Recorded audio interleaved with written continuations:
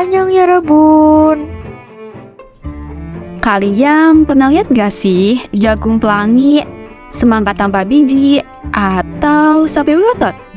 Nah, itu semua termasuk ke dalam penerapan bioteknologi modern loh. Sebelum kita bahas lebih lanjut, mari kita bahas bioteknologi secara general.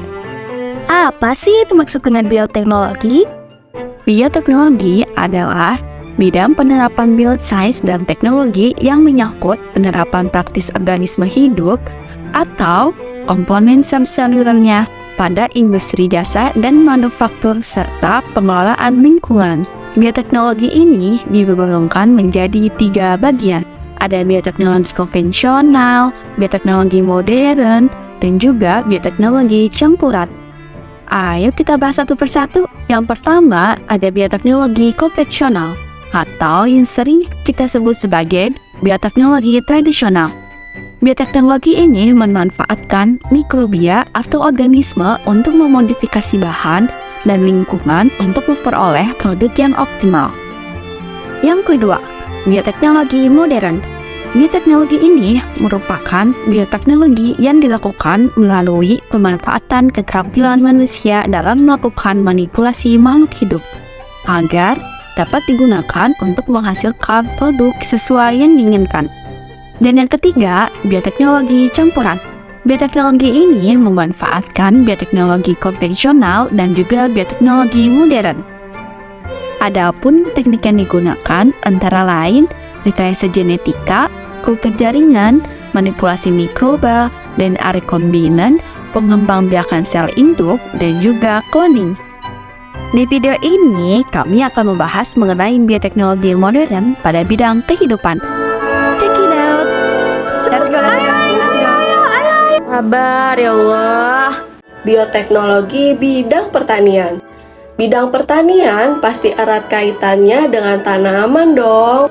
Perkembangan bioteknologi dalam bidang pertanian memiliki potensi yang menguntungkan. Pada bidang pertanian, produk dari rekayasa genetika akan bermanfaat untuk mengurangi penggunaan pestisida, menghasilkan makanan yang lebih bergizi, serta obat-obatan.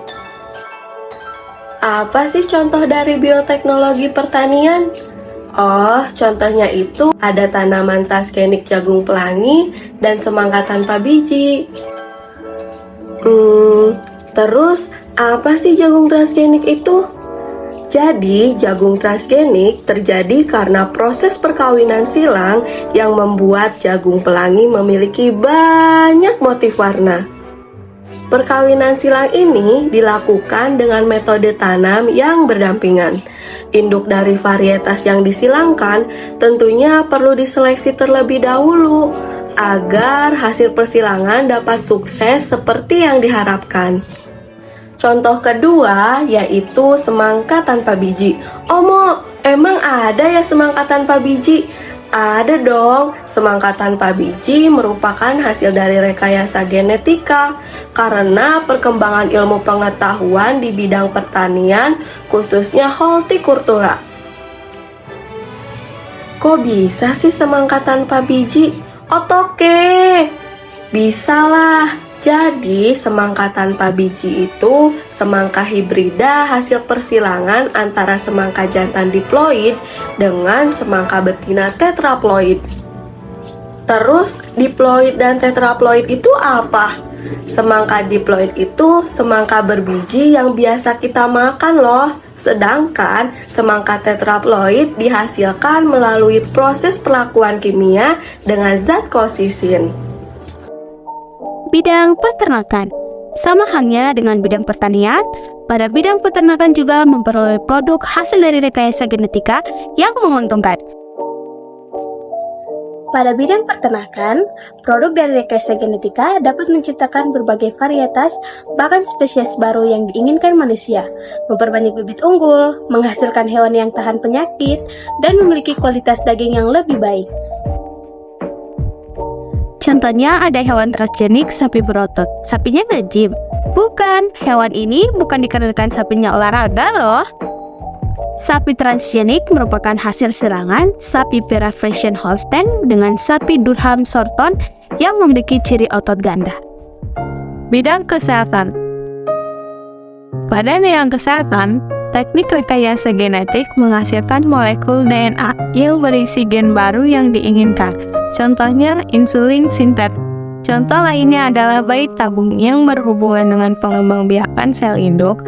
Metode bayi tabung yakni pembentukan zigot yang dilakukan dengan mempertemukan sel ovum dengan sel sperma pada cawan fetus, dan pembuahan akan terjadi di luar tubuh, tepatnya di sebuah wadah khusus di dalam laboratorium atau disebut dengan program bayi tabung atau in vitro fertilization (IVF).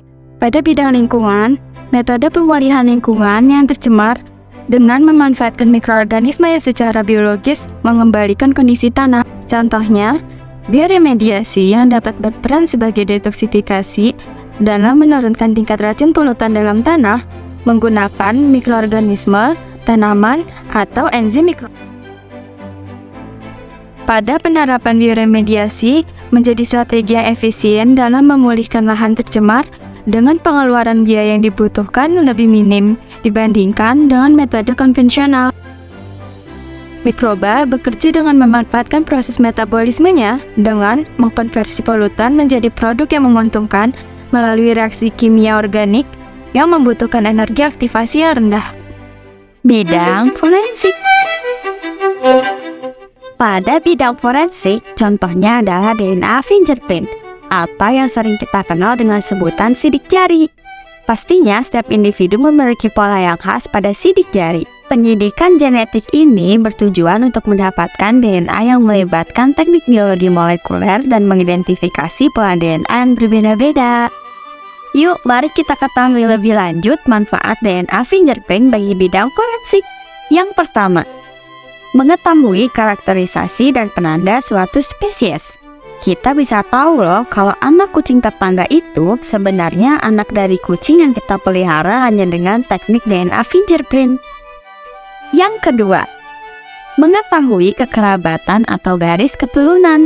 Seperti kisah pada film Azab, seorang ibu bisa mengetahui apakah anak itu termasuk anak kandungnya atau bukan.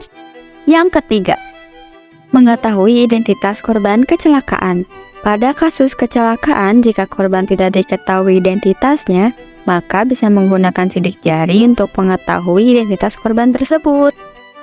Yang keempat, last but not least, kita bisa mengungkap kasus kejahatan dan tindak kriminal dengan menggunakan teknik DNA fingerprint. Nah, sekarang sudah tahu kan contoh-contoh penerapan bioteknologi modern di berbagai macam bidang? Tahu? Semoga video ini dapat menambah sedikit pemahaman kalian tentang bioteknologi ya. Terima kasih sudah menonton video ini dan sampai jumpa. Bye!